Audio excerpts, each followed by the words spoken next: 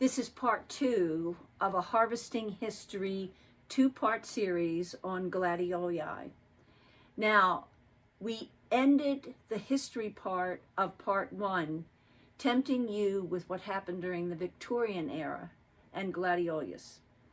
What happened is, during that Victorian era, Gladiolus absolutely exploded in popularity.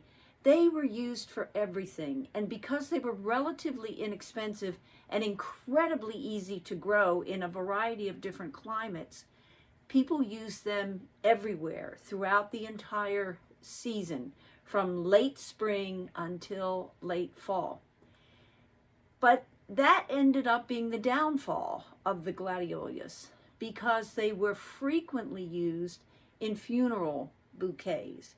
And eventually, by the late 1800s, they became associated with funerals almost exclusively, and people associated this absolutely beautiful flower with death. Not the celebration of life, but with death. And so, as a household flower, the Gladiolus was no longer very popular. Then, around 1904, a Gladiolus was introduced into Great Britain. It was G. Deleni, and this particular cultivar became the root plant for most of the Gladiolus that we have today. It was a native of Zimbabwe and brought to Great Britain in 1904. By the mid-1900s, the Gladiolus, and it had been close to 100 years now that the Gladiolus had not enjoyed very much popularity in the middle-class household. Slowly but surely, the Gladiolus began to gain in popularity as we moved away from funerals that had massive floral displays to celebrations of life where you donate it to a charity instead of donating to your local florist.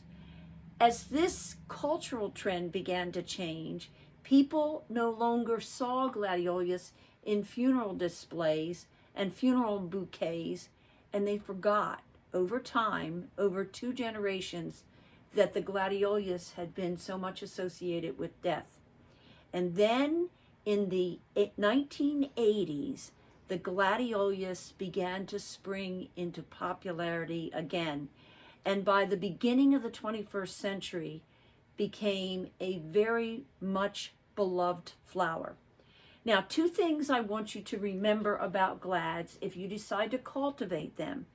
First, the nicest thing to do with a glad is to dig a trench that's 8 to 10 inches deep. Dust the trench with bone meal and then put your glads in the trench, separating them by about 6 inches. If you dig that deep trench and then cover your glads with soil up to the surface of the soil, you will find in many cases that glads are hardier than you think. They're supposed to be hardy to zone 7, but if they're deep in the ground, they actually sometimes come back to zones as cold as zone 4. So remember this: dig deep, plant these corms deep, and you'll be surprised at what you get in a 2nd or 3rd season.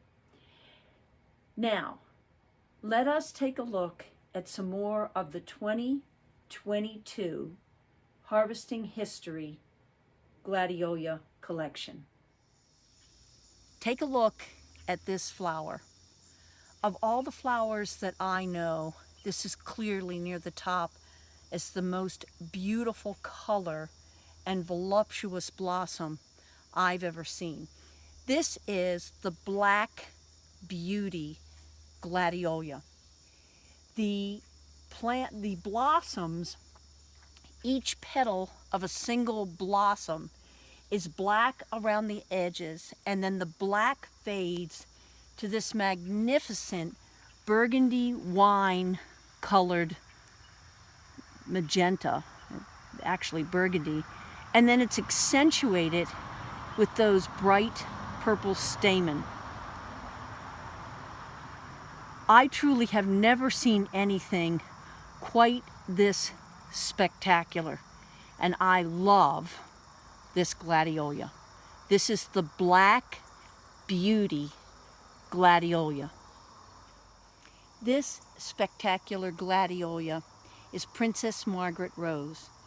For some of you, you will remember or know that Princess Margaret was the younger sister of Queen Elizabeth. And she was a bit of a rambunctious, fun-loving lady. This beautiful, let me get those two ants, this beautiful Gladiola was named after her. And it's as filled with joy and excitement and rambunctiousness as her namesake. Look at the beauty and the intricacy of this Gladiola blossom. Each individual petal is finely edged with this salmony orange color that then fades into this brilliant yellow. And some of the petals at their tips are almost entirely that salmony pink. This is a gorgeous and very unusual Gladiola. Unusual because of the intricacy and complexity of its coloring. This is Princess Margaret Rose. This is the Gladiola Purple Flora. If you see photos of it, they're usually of a glad that looks much darker purple. What happens with purple flora is it starts out very dark purple, as you can see from the buds beginning to open up here. But then it quickly fades to this lavender purple color, and often has, as this particular blossom spike has, it has some white streaks.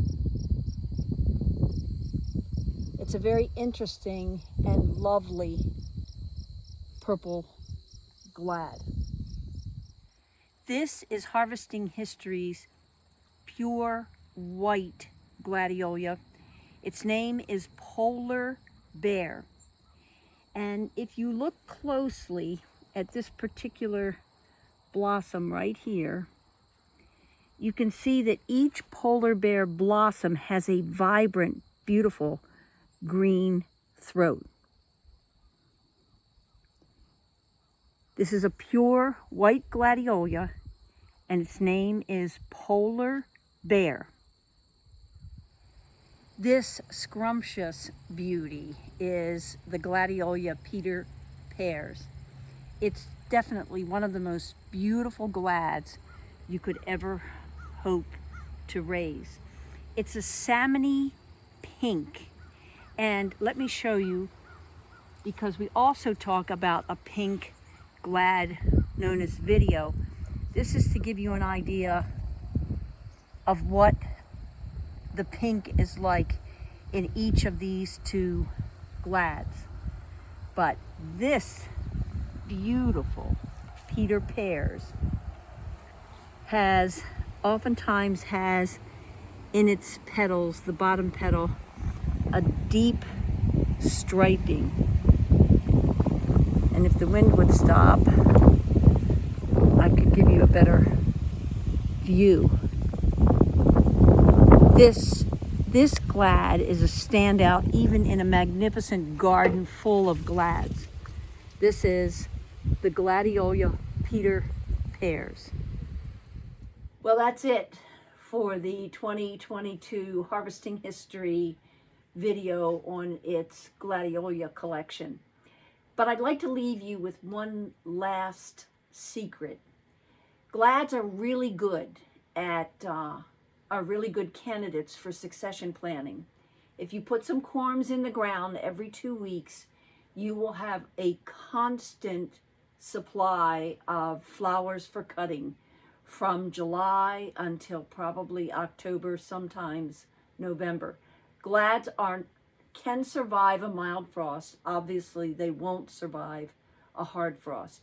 Please come to our website, harvesting-history.com, and take a look at this marvelous collection of a very much beloved flower that someday, I hope, will return to the kind of popularity it enjoyed in the early Victorian times. If you have enjoyed this video, please come to our website, www.harvesting-history.com, where you can purchase heirloom, non-GMO vegetables, flowers, and herbs.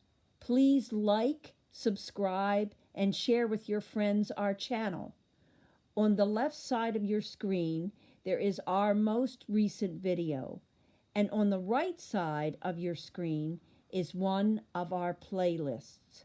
We are Harvesting History, seeding the future.